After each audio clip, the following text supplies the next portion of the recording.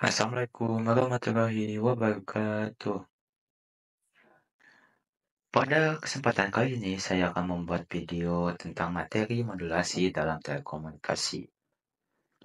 Sebelumnya, apa sih yang terlintas di pikiran Anda ketika mendengar kata modulasi? Modulasi adalah teknologi yang memungkinkan kita mendengarkan radio, menonton televisi, menggunakan internet, bahkan melakukan panggilan telepon.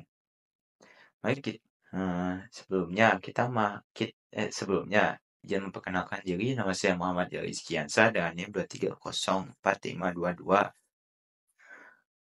Mari kita bahas lebih jauh tentang bagaimana modulasi bekerja dan mengapa itu sangat penting. Modulasi pada dasarnya adalah proses mengubah karakteristik dari sinyal pembawa seperti frekuensi ataupun fase. Berdasarkan sinyal informasi yang ingin kita sampaikan, berdasarkan sinyal informasi yang ingin kita sampaikan. Tujuan utamanya adalah untuk mentransmisikan sinyal tersebut dengan efisien, terutama untuk komunikasi jarak jauh. Misalnya, ketika kita berbicara di telepon, suara kita diubah menjadi sinyal listrik yang kemudian dimodulasi agar dapat dikirim melalui gelombang radio ataupun kabel optik. Kemudian kita masuk ke jenis-jenis modulasi. Secara umum, modulasi dibagi menjadi dua kategori utama, yaitu modulasi analog, di mana sinyal pembawa terus berubah sesuai sinyal pesan. Contohnya, seperti AM atau disebut dengan amplitude modulation. Kemudian ada FM, disebut frekuensi atau disebut juga frekuensi modulation, dan PM atau juga disebut dengan fase modulation. Kemudian yang kedua adalah modulasi digital, di mana modulasi digital adalah di mana sinyal pembawa dimodulasikan berdasarkan bit digital 0 dan 1. Contohnya adalah ASK atau disebut amplitude shift keying, dan kemudian ada FSK, itu disebut frequency shift keying, dan PSK atau disebut fase shift keying. Setiap jenis modulasi ini memiliki kelebihan dan kekurangannya sendiri yang akan kita bahas lebih dalam pada slide berikutnya. Kemudian kita masuk ke modulasi analog. Pertama kita masuk dulu ke modulasi analog. Modulasi analog adalah jenis modulasi yang digunakan untuk mentransmisikan sinyal analog seperti suara manusia ataupun musik. Ada 3 jenis utama modulasi analog. Nah, yang sudah saya jelaskan pada slide sebelumnya, modulasi analog itu terbagi menjadi 3, yaitu amplitude modulation atau disebut AF, dan kemudian ada frekuensi modulation disebut FM, dan fase modulation disebut juga VM. Pada AM, amplitude atau pada AM, amplitude sinyal pembawa diubah sesuai dengan amplitude sinyal pesan. Rumusnya seperti ini, ketika ST sama dengan AC, 1 plus M dikali XT dalam kurung cos tutup kurung cos buka kurung 2V FCT, 2V dikali FC dikali T dalam kurung. Bisa dilihat ya. Nah, kita lihat contoh sinyal amplitude modulation. Contohnya, di sini terdapat 3 bagian, yaitu sinyal informasi, kali frekuensi, dan sinyal yang telah dimodulasi. Sinyal informasi merupakan sinyal yang akan dimodulasikan dan biasanya merupakan sinyal dengan frekuensi rendah dibandingkan sinyal pembawa. Kemudian ada sinyal pembawa atau disebut carrier frekuensi yang terdapat di tengah, memiliki frekuensi yang tinggi. Amplitude sinyal ini akan dimodulasikan sesuai dengan sinyal informasi untuk menghasilkan sinyal AM. Nah, setelah itu masuk ke sinyal yang telah dimodulasi. Sinyal yang telah dimodulasi ini adalah merupakan sinyal yang memiliki amplitude berdasarkan nilai amplitude sinyal informasi, atau ya hasil dari amplitude modulation dari kedua sinyal informasi dan carrier frekuensi. Nah, kemudian kita masuk ke frekuensi modulation atau disebut juga FM. Pada FM ini, frekuensi sinyal pembawa diubah sesuai dengan amplitudo sinyal pesan.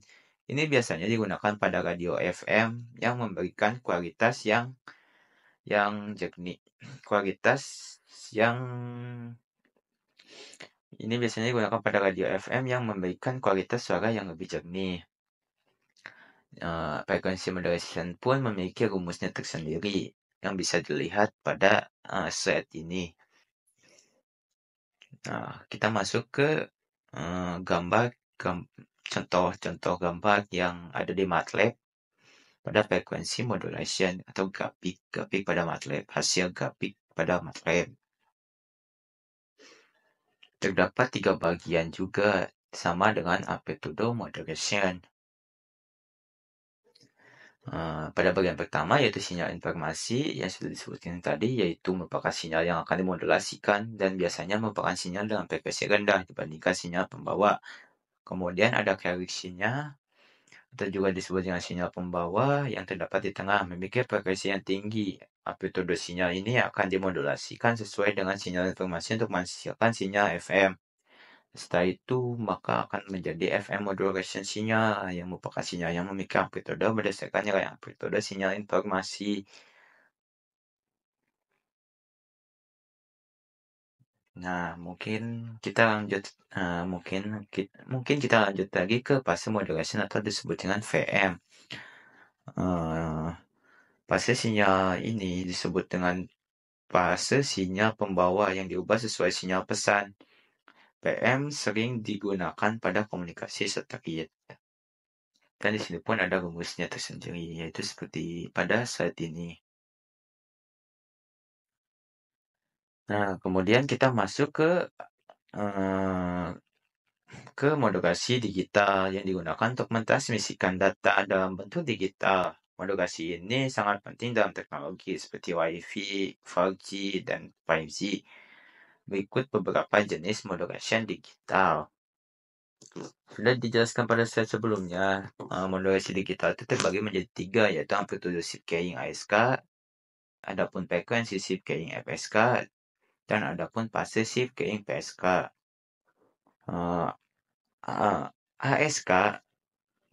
ASK menggunakan perbedaan dari amplitudo untuk merepresentasikan bit 1 dan 0. Contohnya, bit 1 mungkin direpresentasikan dengan sinyal beramplitudo tinggi, sedangkan bit 0 tidak memiliki sinyal. Pada rumus ini kita bisa lihat bahwa ketika bitnya 1, maka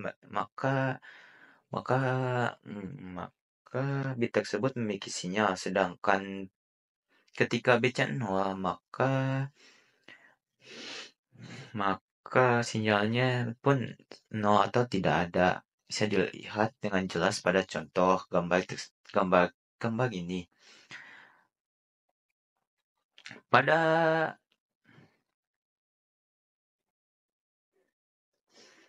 gambar di atas pada saat itu memperlihatkan hasil sinyal yang telah dimodulasi dengan teknik ASK.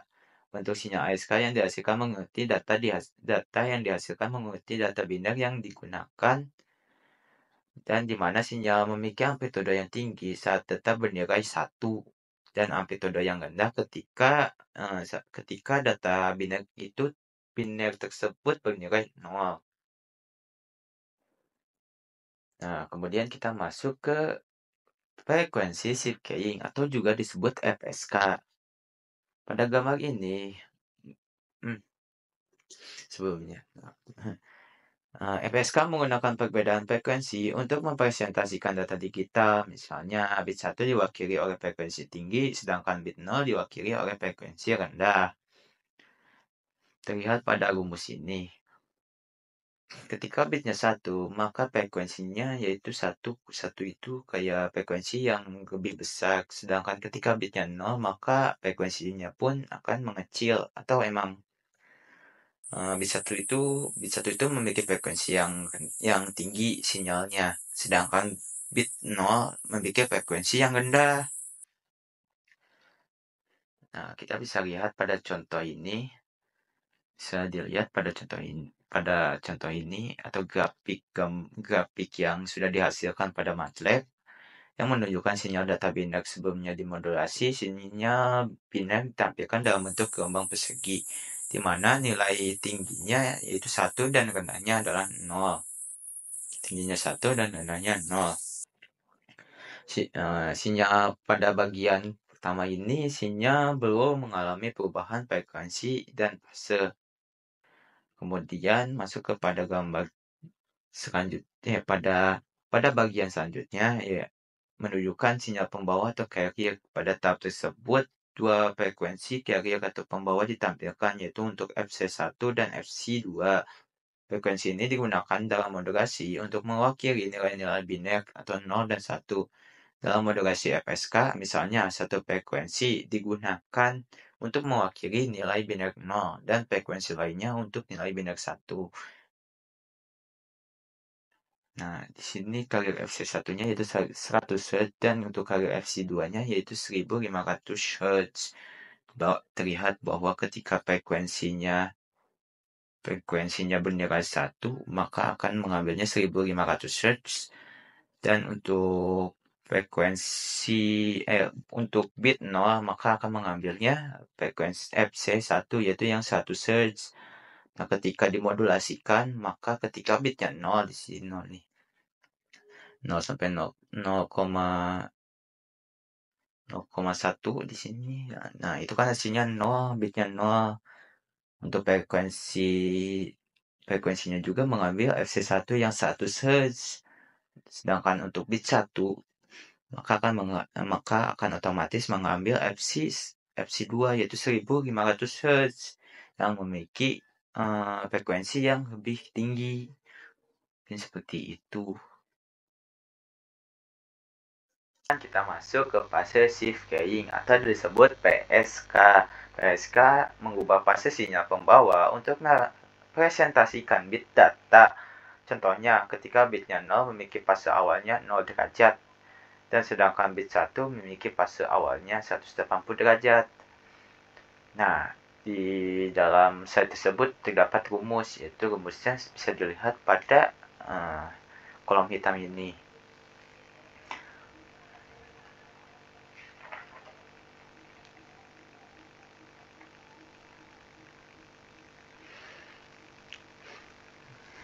Kemudian kita masuk kepada contoh grafik untuk PSK.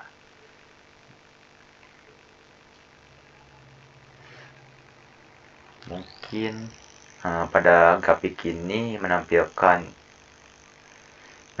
sinyal data biner yang belum dimodulasi, kemudian ada sinyal pembawa carrier, dan kemudian sinyal yang sudah dimodulasi. Bisa dilihat dari perbedaannya.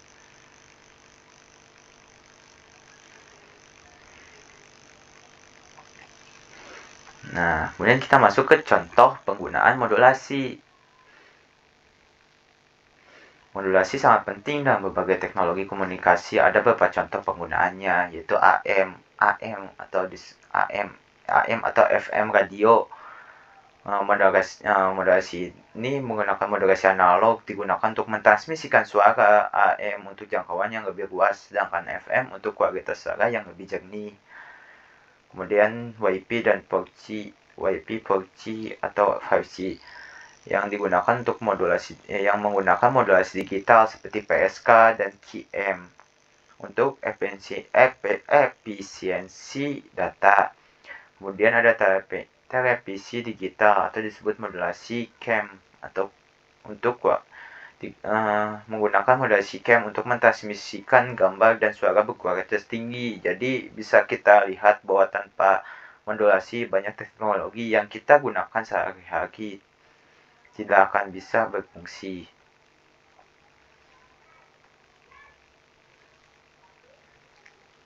Kemudian kita masuk ke perbandingan kelebihan modulasi digital dan analog.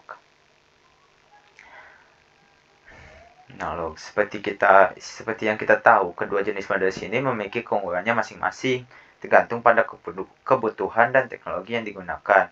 Mari kita lihat pada tabel ini. Pada efisiensi spektrum, kelebihan dari modulasi digital itu memiliki efisiensi spektrum yang lebih tinggi, yang memungkinkan lebih banyak data dalam bandwidth yang sama.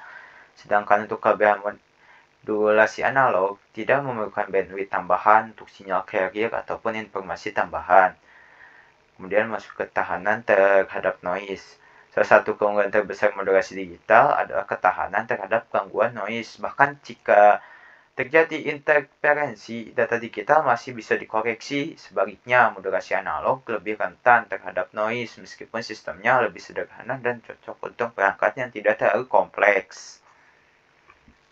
Kemudian untuk keamanannya, modulasi digital mendukung enkripsi yang sangat penting dalam menjaga privasi dan keamanan data, terutama dalam komunikasi modern seperti internet. Sementara modulasi analog tidak menawarkan keamanan ini, tetapi tetap handal untuk kebutuhan komunikasi suara dasar seperti radio. Kemudian untuk kualitas sinyalnya, modulasi digital memiliki kualitas sinyal yang dapat dijaga lebih baik, bahkan dalam transmisi jarak jauh. Di sisi lain, modulasi analog memiliki karakter alami yang lebih sesuai untuk aplikasi seperti siaran suara, di mana akurasi tidak menjadi prioritas utama. Kemudian untuk kompatibilitas modernnya, modulasi digital sangat kompatibel dengan teknologi modern seperti Wi-Fi, 4G, dan perangkat IoT karena mendukung pengolahan data berbasis komputer. Namun untuk modulasi analog masih digunakan pada perangkat yang lama seperti radio AM dan FM yang tetap relevan di beberapa wilayah. Nah, untuk integrasi sistemnya, modulasi digital dapat diintegrasikan dengan mudah di dalam sistem jaringan komputer. Sedangkan modulasi analog unggul dalam kesederhanaan proses pengelolaan sinyalnya. Jadi, bisa kita simpulkan bahwa modulasi digital sangat cocok untuk teknologi modern yang membutuhkan efisiensi dan keamanan tinggi. Namun, untuk modulasi analog masih relevan untuk aplikasi sederhana yang membutuhkan perangkat yang tidak terlalu kompleks.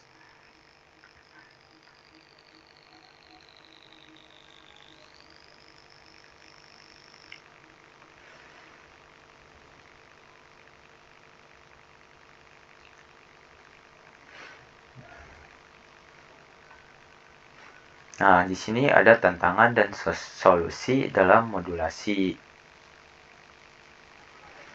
Seperti teknologi lainnya, modulasi juga memiliki beberapa tantangan yang harus diatasi agar performanya tetap optimal, terutama dalam aplikasi modern. Mari kita lihat beberapa tantangan utamanya. Terlihat pada noise dan interferensinya. Noise atau gangguan seringkali memengaruhi kualitas sinyal, terutama pada modulasi analog. Noise dapat mengubah amplitudo atau sinyal atau frekuensi sinyal sehingga informasi yang diterima mungkin tidak sesuai dengan yang dikirimkan. Kemudian ada keterbatasan bandwidth-nya juga, keterbatasan bandwidth. Dengan semakin banyaknya perangkat dan data yang dikirimkan, kita menghadapi masalah spektrum frekuensi yang semakin padat, terutama untuk komunikasi nirkabel. Kemudian ada kompleksitas teknologi, modulasi digital yang lebih efisien biasanya memerlukan teknologi yang lebih kompleks. Ini menambahkan biaya perangkat keras dan perangkat lunak, serta memerlukan tenaga ahli untuk mengelolanya. Jadi untuk solusinya, namun ada solusi yang terus dikembangkan untuk mengatasi tantangan ini, yaitu menggunakan teknik modulasi digital yang canggih seperti teknologi quadrature amplitude modulation atau disebut QAM. Kemudian ada peningkatan perangkat keras untuk pengolahan sinyal seperti prosesor sinyal digital atau disebut juga DSP. Kemudian ada alokasi spektrum frekuensi yang efisien. Itu dengan manajemen spektrum yang lebih baik seperti pengenalan teknologi frekuensi dinamis. Kita dapat memanfaatkan spektrum yang ada dengan lebih efisien. Ini juga memungkinkan beberapa perangkat berbagi frekuensi tanpa saling mengganggu. Jadi meskipun modulasi menghadapi banyak tantangan inovasi teknologi terus membuka jalan untuk solusi yang lebih baik. Ini memungkinkan modulasi tetap menjadi tulang punggung komunikasi modern dari perangkat IoT hingga jaringan 5G.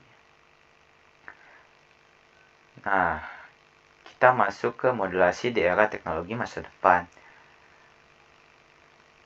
Teknologi komunikasi kan terus berkembang dan peran modulasi menjadi semakin penting untuk memenuhi kebutuhan data yang terus meningkat. Dalam era teknologi masa depan seperti 6G dan komunikasi kuantum, modulasi akan mengalami banyak inovasi. Bisa dilihat seperti teknologi seperti 6G dan quantum communication.